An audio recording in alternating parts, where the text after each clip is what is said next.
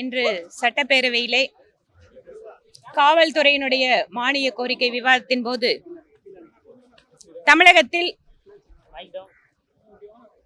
செயல்பட்டு கொண்டிருக்கக்கூடிய மத அடிப்படைவாத பயங்கரவாத செயல்களை பற்றி எல்லாம் குறிப்பிட்டேன்.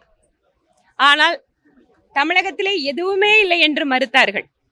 அதற்கு பின்பாக அரசாங்கத்தினுடைய கொள்கை விளக்க குறிப்பேட்டை பற்றி அதில் படித்து காட்டினேன். அல் கொய்தா, ISIS போன்ற சர்வதேச அளவிலான இஸ்லாமிய பயங்கரவாத அமைப்புகளுடைய செயல்பாடுகள் இருப்பதை அரசே ஒத்துக்கொண்டிருக்கிறது. அது மட்டுமல்ல, 100க்கும் மேற்பட்ட இளைஞர்கள் அவர்களுக்கெல்லாம் மதகுருமார்களை வைத்து, மருத்துவர்களை வைத்து நல்வழிப்படுத்தினோம் என்கின்ற அறிவிக்கையும் அதுல கொடுத்திருக்காங்க.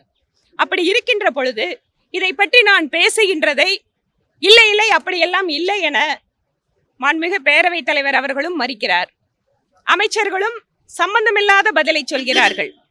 அதற்கு பின்பாக 2022ஆம் வருடம் கோயம்புத்தூரில் நடைபெற்ற கார் வெடிகுண்டு வழக்கை பற்றி பேசினேன்.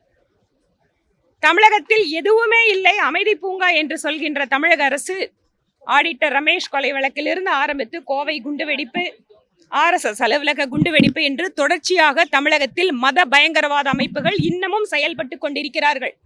இல்லை என்றால் தேசிய புலனாய்வு முகமை மாசத்துக்கு ஒரு தடவை ரைடு பண்ணி எதற்காக ஆட்களை பிடிக்க வேண்டும். அதுவும் கோயம்புத்தூர் சிலிண்டர் வெடி விபத்து என்று மாநிலத்தினுடைய முதலமைச்சர் குறிப்பிட்டுட்டே இருந்தார். அப்போதிருந்து நாங்கள் சொல்கிறோம், இது சிலிண்டர் விபத்து கிடையாது, திட்டமிட்ட ஒரு மத பயங்கரவாதிகளுடைய தாக்குதல். கோவையில் இருக்கக்கூடிய மக்களை குறிவைத்து, அதிலும் குறிப்பாக சத்தியமங்கலம் காட்டிலே இஸ்லாமியர்கள் இல்லாத மற்றவர்கள் அனைவரையும் அழித்தொழிக்க வேண்டும் என அந்த வெடிகுண்டு விபத்திலே, அதாவது அந்த பயங்கரவாதி அந்த இடத்தில் இறந்து போன நபர் பேசியதெல்லாம் குற்றப்பத்திரிகையில் இருக்கிறது. 4 குற்றப்பத்திரிகைகள் இதுவரைக்கும் தேசிய புலனாய்வு முகமை கோவை கார் வெடிகுண்டு விபத்திலே வழக்கிலே தாக்கல் செய்திருக்கிறார்கள். ஆனால் இதை பற்றி எல்லாம் பேசுவதற்கு தமிழக அரசு தயாராக இல்லை. நான் அங்கு குறிப்பிட்டது என்னவென்றால், மத பயங்கரவாதிகளுடைய செயல்கள் தமிழகத்தில் நடைபெற்று கொண்டிருக்கிறது. அரசாங்கம் எச்சரிக்கையாக அதை கையாள வேண்டும். இல்லை என்றால் காஷ்மீரிலே நடைபெற்றதை போல தமிழகத்திலும் குற்ற செயல்கள் நடைபெறுவதற்கு வாய்ப்பு உண்டு என்பதை தெரிவித்திருக்கிறேன். இதனுடைய பிராக்டிக்கலா இது இருக்கிற விஷயங்களை புரிந்து கொண்டு தமிழக அரசு நடவடிக்கை எடுக்க வேண்டும் என்பதுதான் பிஜேபியினுடைய கோரிக்கை.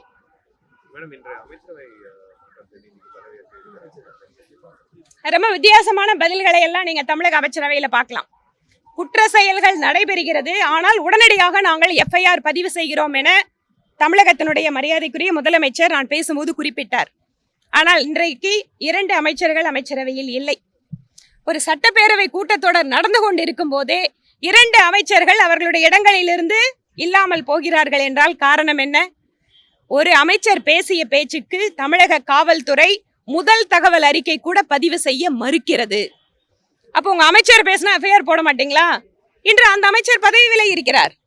அதே போல இன்னொரு அமைச்சர் ஊழல் வழக்கிலே உச்சநீதிமன்றம் தமிழகத்தினுடைய அமைச்சரை பார்த்து உங்களுக்கு ஜாமீன் வேணுமா, அமைச்சர் வேணுமான்னு கேட்டதற்கு பின்பாக அவர் அமைச்சர் பதவியிலிருந்து எடுக்கப்படுகிறார். அப்படின்னா தமிழகத்தினுடைய இன்றைய சூழல் அப்படிங்கிறது இன்று நாம் புரிந்து கொள்ளலாம்.